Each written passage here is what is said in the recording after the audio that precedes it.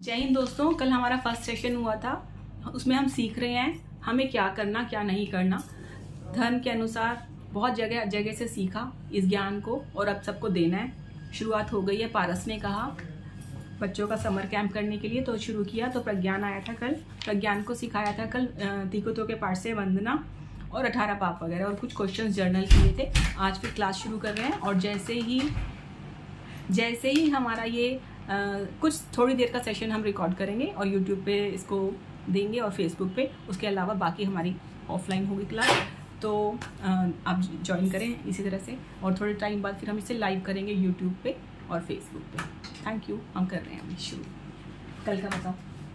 हमने तिकोतो का पाठ किया था और वो कहते हैं कि कितने पाप होते हैं। हाँ, तो तिकोतो के पाठ की एक बार सुनाओगे पूरा? ठीक है।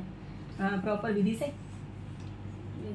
जैसे हमने खड़े होके किया था। अच्छा, किसको करनी है ऐसे वंदना? हमें किस को करते हैं हम ऐसे वंदना?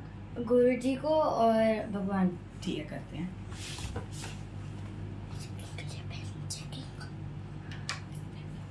आप भी आ जाओ ना क्लास में। ठीक है। तिकोतो अयायिनम पयायिनम करेमि वंदामि नमनसामि सकारेमि समारेमि कल्याणम मंगलम देव्यम चैयम पज्वसामि मथेई वंदामि।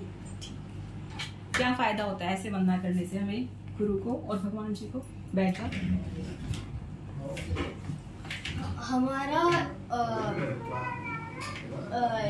जीवन का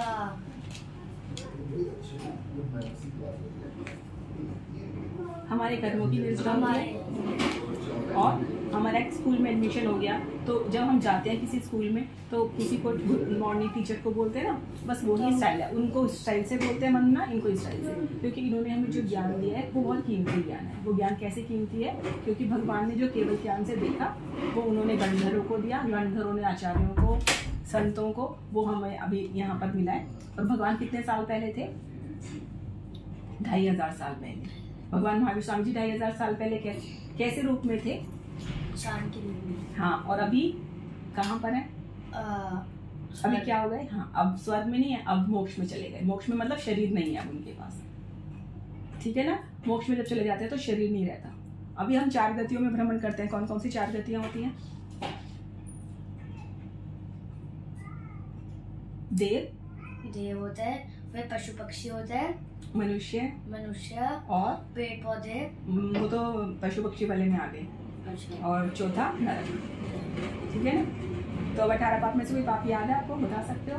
चुगली करना और माया, भगवान का अपमान करना और चोरी करना और पक्षपात करना और वो राग करना और द्वेष। हाँ। द्वेष और हिंसा और झूठ बोलना। हाँ, बहुत सारे याद हो गए आपको। तो नमोकार मंत्र का सुनाओगे? नमोकार मंत्र।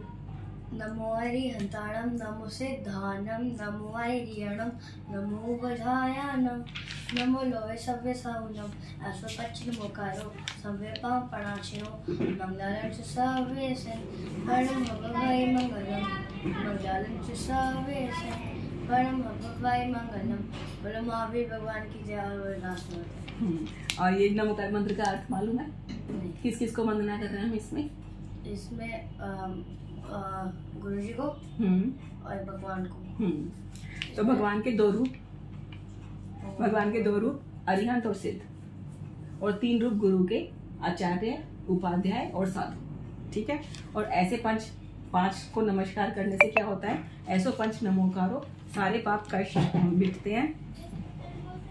और जो इसको ये पढ़ोगे यहाँ से, श्री अरिहंत भगवान, श्री सिद्ध भगवान, श्री आचार्य महाराज, श्री उपाध्याय महाराज और लोक में वर्तमान सभी साधु मुनिराज, इन 5 परमेश्वरियों को मेरा नमस्कार हो। उक्त 5 परमेश्वरियों को किया गया नमस्कार संपूर्ण पापों का नाश करने वाला है और सभी प्रकार के लौकिक और लोकोत्तर मंगलों में प्रधान मंगल है।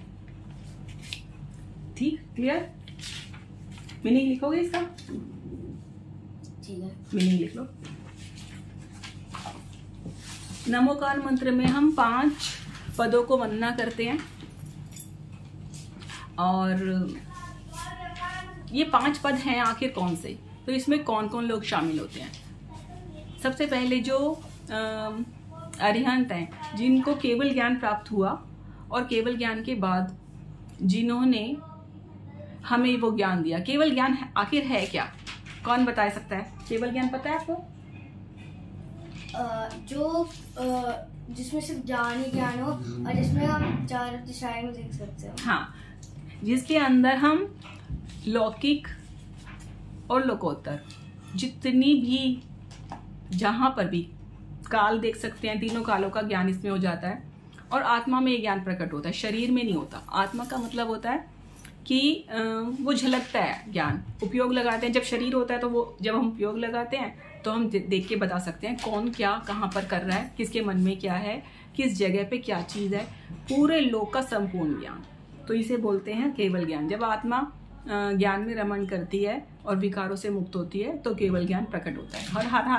हर आत्मा के अंदर ये ज्ञान है। तो ये जो ज्ञान है, ये जो प्राप्त हो जाता है उनको, तो वो सबसे पहले क्या करेंगे? सबसे पहले वो हमें बताते हैं अपना जो उनका फाइनल एम था वो पूरा हुआ। अब वो हमें बताते हैं कि कैसे हम लोग भी अपने अंदर से ये केवल ज्ञान को प्रकट करें। और दूसरे होते हैं सिद्ध।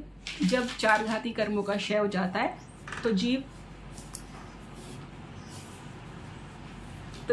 भगवान बनते हैं।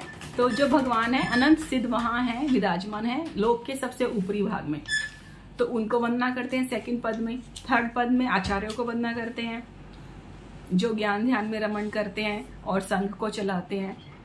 4th में हम उपाध्याय को, जो सभी धर्मों का ज्ञान रखते हैं और हमें ज्ञान देते हैं। और 5th में साधुओं को, जितने भी लोक में साधु हैं उन सबको हम वंदना करते हैं।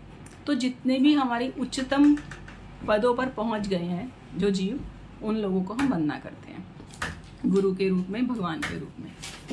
तो ये है हमारा नमोकार मंत्र। और ऐसे नमोकार मंत्रों को पढ़ने से हमारे सभी कर्मों का नाश होता है। उसमें ध्यान लगना चाहिए। आपका ध्यान लगा तो आपके शुभ कर्मों का क्षय होता है।